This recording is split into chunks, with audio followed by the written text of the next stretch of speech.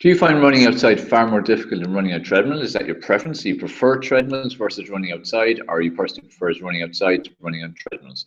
Hi, this is Dave Sheahan's Ask Dave Anything. I'm Dave Sheahan. It's episode number 79. This is my daily YouTube show where I take one question from one of our followers across social media and answer it and hope to add some value to you that you can implement in your own life.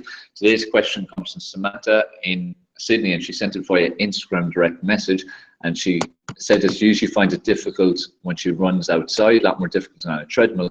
Does that mean it's better or worse, or what should she do? So first thing is, the most important is that you're exercising. So whether it be inside or outside, it doesn't matter hugely in terms of, it's about the stimulation of your body. It's about internally.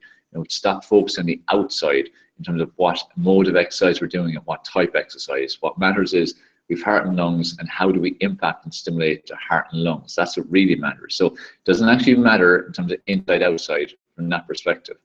In terms of the question of feeling worse outside and whether it's a good or bad thing, it's typical of people who aren't used to running outside. It's typical that they feel worse outside if they're used to running on treadmills. See, with a treadmill, you're running at the treadmill's pace, and you can control what it is, and you know what pace it is, and you go at that pace, and you're running with the treadmill. When you're outside, you have to generate your own momentum.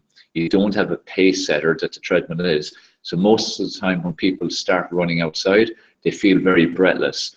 They find it quite tough, especially for the first few minutes, and then they reach a steady state, it's called, which means when you go from nothing to something, your body, is obviously getting under pressure aerobically, and your heart as well.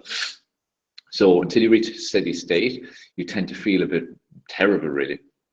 So the first few minutes can feel really bad, and that's where people find it quite tough exercising outside and feel like giving up. So what's important is that you really learn to pace yourself. It's not the fact you're outside. Obviously the air is different, and in a gym it's a lot more stuffy, maybe air conditioning. Outside you've got actual air.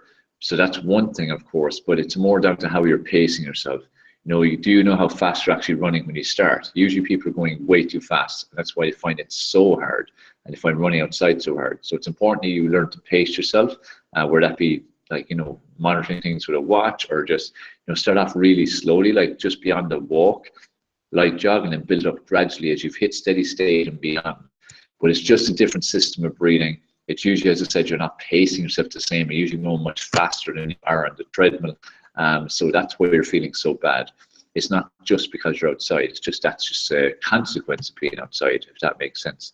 So one answer to the question is, none of them are necessarily better. And it's about how hard you work and how much you stimulate your body. And the second part of the question is that is the difficulty you feel outside is purely down to the fact you're not pacing yourself, you're going too fast. So if you have any questions or comments or anything to add to anything I've said, put as a comment below this video. Make sure you're subscribed. Make sure you click notifications to get notified of my new videos, and especially these live trainings. And watch these other 2 episodes of Ask Dave Anything. You can see on the screen right now. Leave comments and questions below, and most importantly, share. Make sure you share my videos far and wide. Chat to you on our next one, episode number 80.